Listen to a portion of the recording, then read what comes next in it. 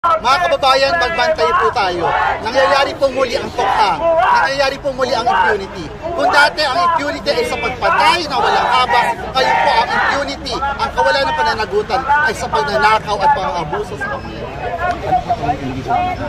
Kasama natin ngayon yung Tindig Pilipinas at iba't ibang grupo sa ilalim nito para kondinahin yung nangyaring pagbabasura, pambabalahura sa ating konstitusyon kahapon. Yung nangyaring pangbaliwala sa separation of powers, nangyari pagbaliwala sa sariling desisyon ng Supreme Court. At narito tayo para sabihin na ipagpapatuloy natin ang panawagan at paggigiit na panugutin dapat si VP Sara Duterte sa kanyang pang-abuso sa kapangyarihan at pagnanakaw sa kaban ng bayan.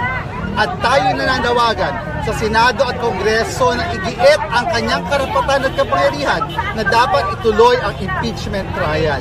Kasabay nito, gusto natin ipaalala sa taong bayan na ang konstitusyon kahapon ay binali ng Korte Suprema na kanilang baguhin ang interpretasyon, na kanilang baguhin ang mismong House Rules, na kanilang baguhin ang mismong procedure ng impeachment para paboran ang isang nagnakaw at isang nang-abuso sa kapangyarihan.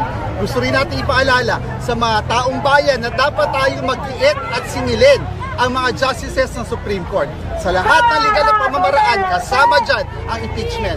Dahil sino na lang ang lalapitan natin kung hanggang sa Korte Suprema nandun ang galamay ng Duterte. Ano sa parang, sir, ang implication ng tao? Napakalaki ng implication ito sa taong bayan sapagkat nakita natin na pwede palang tumakbo ang mga tiwaling opisyal sa gobyerno sa Korte Suprema at doon magtago sa mga procedural at technical issues. Nakita ng taong bayan na pag pala nangailangan tayo ng sandigan sa katarungan, hindi na pala yon ang Korte Suprema. If sir, di nag-push through yung sa Senate, sir, na impeachment, ano yung we will continue yung pag-hold accountable kay Sara Duterte sa iba't ibang mga legal processes. Kasama dyan yung patuloy na pag-file ng mga criminal complaints at iba pang mga civil cases dahil sa kanyang corrupt practices na ginawa nung siya ay nasa DepEd hanggang siya ay nasa Vice President's Office. Korte Suprema!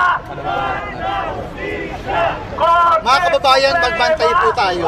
Nangyayari po muli ang tukha. Nangyayari po muli ang impunity. Kung dati ang impunity ay sa pagpatay na walang habas, ngayon po ang impunity, ang kawalan ng pananagutan ay sa pagnanakaw at pang-abuso sa kapangyarihan.